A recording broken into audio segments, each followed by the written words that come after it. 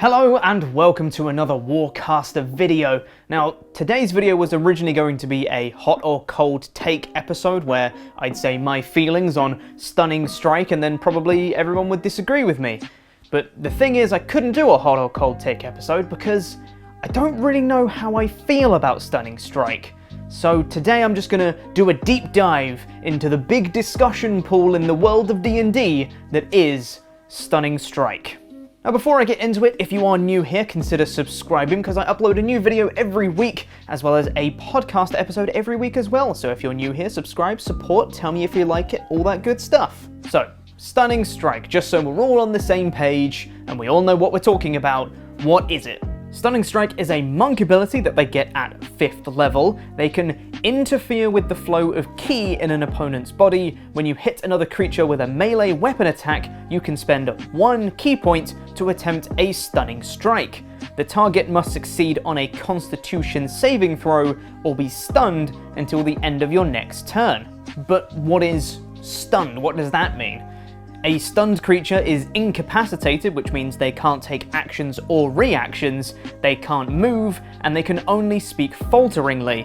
The creature automatically fails strength and dexterity saving throws, and attack rolls against the creature have advantage. Stunned is really good.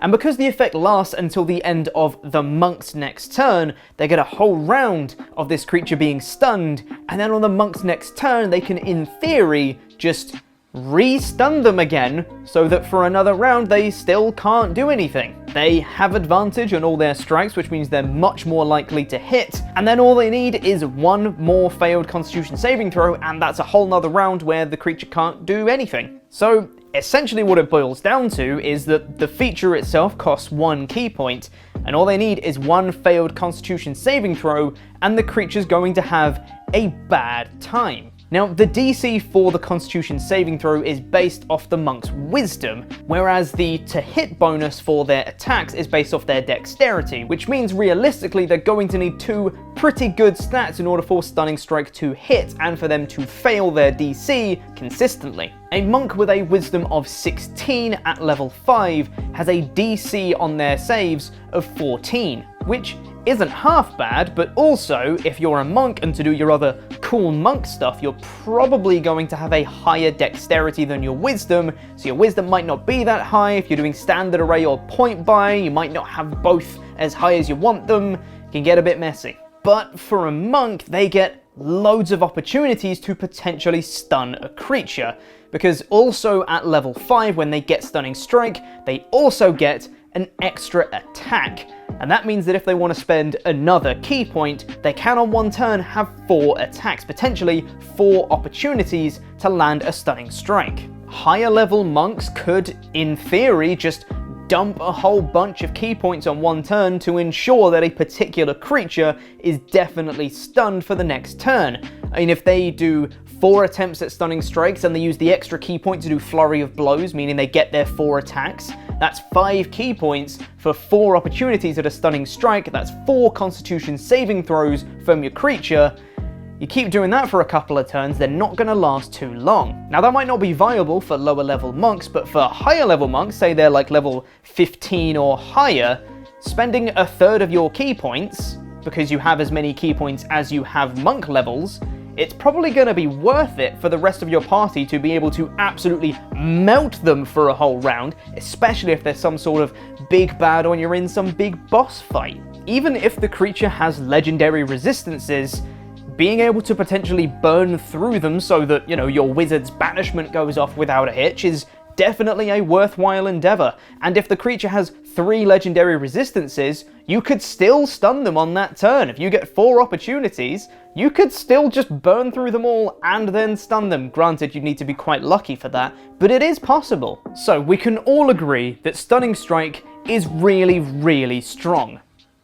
But is it broken? Now, there's a lot of chatter surrounding Stunning Strike in D&D 5e and how it's possibly the most broken ability in all of the D&Ds. But where does this perception of it being so broken come from? As a quick example, the party that IDN managed to stun a dragon they were fighting that had a +9 to its Constitution saving throw on the first attempt of doing so, and that dragon had a bad time. And that was pretty unfortunate for me, considering I'd been building up to this big boss battle for a few sessions, and it was over in about 2 rounds. There's been plenty of other times, however, where Stunning Strike hasn't done anything. It's just been a wasted key point. So is it just DM bias that's forming this opinion? Like formed from the collective saltiness of ruined encounters? I think it's probably the combination of many, many factors that make Stunning Strike so good. The fact that it's a monk ability and monks get loads of attacks per round if they want it, giving them ample opportunities to stun per turn. The fact that it costs 1 key point to attempt a Stunning Strike and monks get all their key points back on a short rest, meaning they have loads more opportunities to potentially stun creatures on basically every encounter.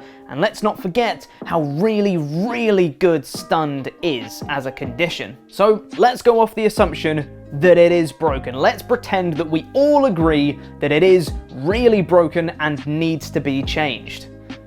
What do you change about it? Because realistically, when you start taking stuff away from Stunning Strike, it starts to become not that good pretty quickly. There's been all sorts of suggestions thrown out on the internet right now, so theory craft with me. Let's take a look at some of these potential solutions. You could say that the monk needs to announce they're doing a Stunning Strike before they roll to hit for their attacks. Even if the attack misses, the key point is still used up, which would, in theory, prevent a monk from just going gung-ho and dropping like 5 key points after they know that all 4 of their attacks hit. You could say that once a creature is stunned, they can't be re-stunned on the next turn, meaning they get a whole round as it is, rules as written, but it just means that on the next turn they are guaranteed to be able to do something rather than just being perma-stunned for 3-4 rounds. You could say that if a creature succeeds on the saving throw for a Stunning Strike, they're immune to the effect for the rest of their turn, or on their next turn, or whatever it may be. Or a slightly lesser version, maybe once they've been affected by the Stunning Strike or they've succeeded the saving throw,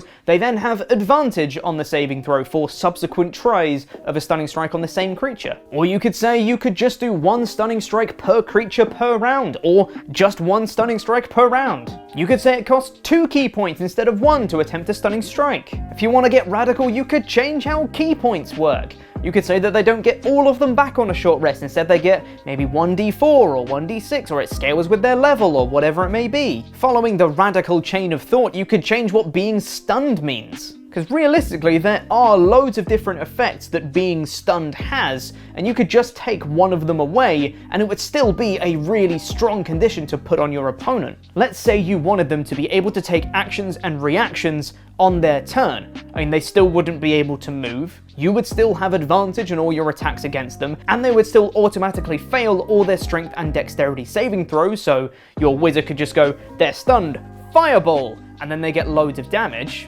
but it still means that on their turn they have an opportunity to retaliate. They could Dimension Door away, they could retaliate with a big area of effect spell centered on themselves, they could Cloud Kill around an area, or whatever they do. This would make it more of a temporary grapple, more just like your legs don't work for 6 seconds, I don't know, something like that. It's less of a whole body key interruption and more just like your legs don't work. You could take away the automatic failure on the strength and dex saves but still leave the 0 movement and no actions and reactions, and it would still be a really strong ability. Or if you want to get really drastic, let's say you've got 2 monks in your party and their Stunning Strikes are ruining everything because you've got both of them doing 4 attacks per turn and 8 Stunning Strikes per turn and no creature can live through it. Fine, then just say you can only do 1 per round, or it only affects humanoids because humanoids are the only things to have key, or some description you come up with. It does seem weird to me that there's a lot of creatures in the monster manual and other guide resource books that really should have either resistance to being stunned so they have advantage on the saving throw, or they should just be immune to being stunned. Also, that's an option. Make your creatures be immune to being stunned.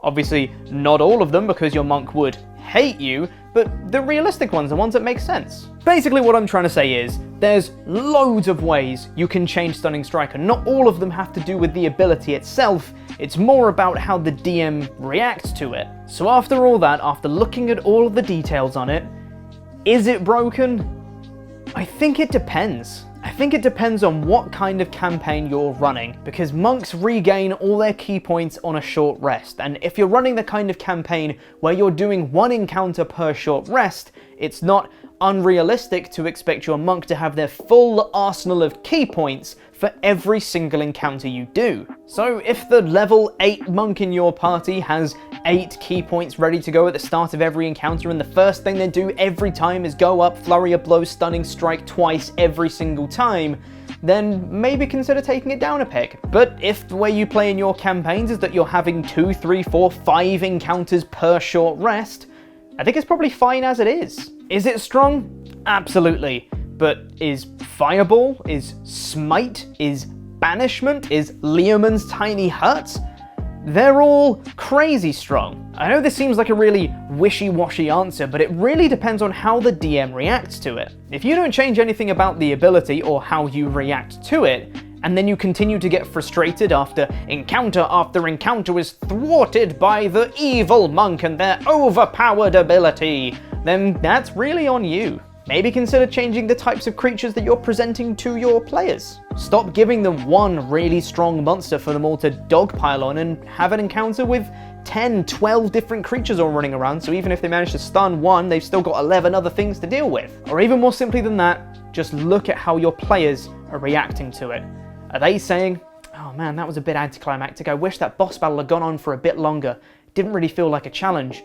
Or are they saying, oh my god, I cannot believe we just slayed that dragon, that was so awesome? Because if they like it, and they're having fun, then just let them do it. That's the point of D&D, right? To have fun. If they're having fun, you're doing it right. You're winning D&D. You're a good DM. Just let them have fun. That's what a DM's for. So those are my thoughts on Stunning Strike. Do you agree? Gonna hazard a guess? Probably no. But let me know why you disagree with me in the comments, and make sure that your argument is not because they killed my big boss that I had planned, because either that's poor DM planning or you got unlucky, and that's gonna happen. The same thing could have happened with Banishment or Counterspell or Hold Person or something like that. A special thank you to my War Podcaster co-host Liam and my good friend Dave for supplying me with their opinions, helping me form this video. Really do appreciate it. And thank you for watching. If you did enjoy, make sure to leave a like and subscribe. Leave a comment as well. Let me know if there's any other topics you want to hear me talk about, because really, now that I've got my initial slate of videos done, I need to have some more topics for things to talk about. So let me know what I should do. Please leave a comment, that would be great. Also subscribe, press the videos on screen to catch up with more Warcaster stuff.